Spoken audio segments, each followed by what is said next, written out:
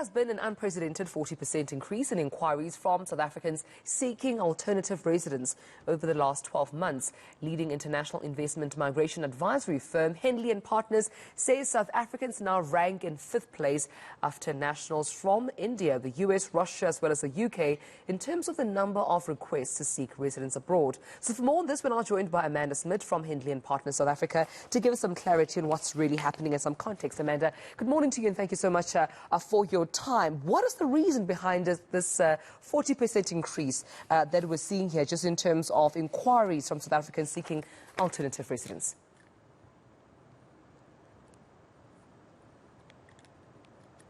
Good morning, Amanda. Can you hear me? Morning, yes. Good morning. Yes, good to have you. My question to you this morning was, what's the reason behind the increase that we're seeing, the 40% increase we're seeing from South Africans seeking alternative residence? Ultimately, there's quite a few reasons why South Africans are seeking alternative residency and or citizenship offshore.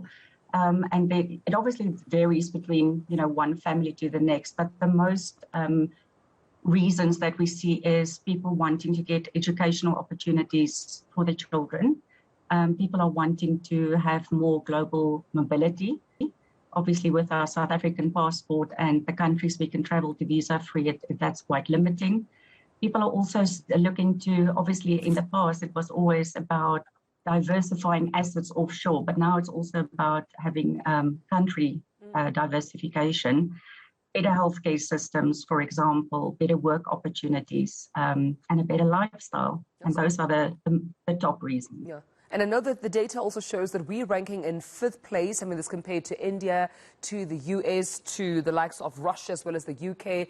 Where are these South Africans then migrating to, Amanda? There are obviously quite a few options that they can consider. One of the top countries that South Africans are looking to is Mauritius. And that's for a number of reasons. I mean, first and foremost, it's very close to our shores. It's only a 4-hour flight from Johannesburg. A very tropical environment, beautiful country, politically and economically stable. Mauritius offers a very favorable tax regime. There are great educational opportunities for children. So that is a very popular program, but obviously there are many European options that South Africans are applying for as well. Would you say, the endless amounts of, lockdowns that we have also seen in South Africa, the quarantine, virtual schooling, remote working has a level of influence in this decision being taken by, some of these South Africans looking to migrate? Absolutely. Not only for South Africans, but like you said before, we've also seen this unprecedented increase in global inquiries that we receive from premium passport holders, such as people, citizens from the United States or even the United Kingdom. And then there's South Africa. Obviously, we've been through numerous lockdowns. We've been through, borders opening up and just shutting at will. And obviously that did create a barrier for many global travelers and business people to be able to obviously have the mobility and travel. So having this alternative citizenship or residency gives the right to the holder to then travel, which is really quite amazing. Right. I understand that we should be expecting a delegation from the Economic Development Board, with that being said, of Mauritius, coming in between the 21st and 25th of February. Just take me through exactly what this visit is all about and what they're trying to achieve by coming into South Africa. So their main aim really this week is to promote the Mauritian residency program for South African investors. And they will be hosting a series of business forums starting today in Johannesburg, Durban and Cape Town. And it really is just talking about the various investor visas available, not only for South Africans, but obviously for all global investors. All right.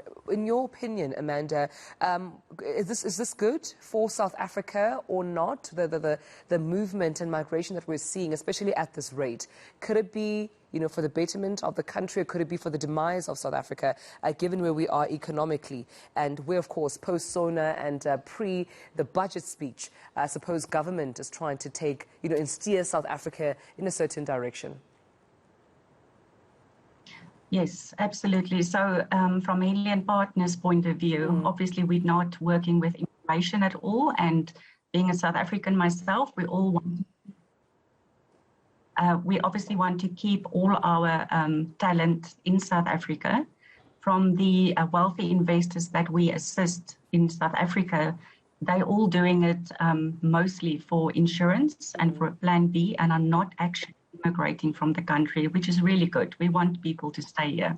All right. Well, we'll leave it there, Amanda. Thank you so much for joining us this morning. Amanda Smit from Henley and Partners. Quite an interesting perspective there, Gareth. I mean, the movement that we're seeing from South Africa to countries such as Mauritius for educational reasons, investment, and it seems that number is increasing. It now stands at 40%, or at least has increased by 40%, just in terms of migration. I've got a couple of friends that have done exactly what your guest was talking about, going over purely for educational issues and educational reasons, but have said when their children get to, say, matric or whatever it's called in that country where they're going, they want to come back.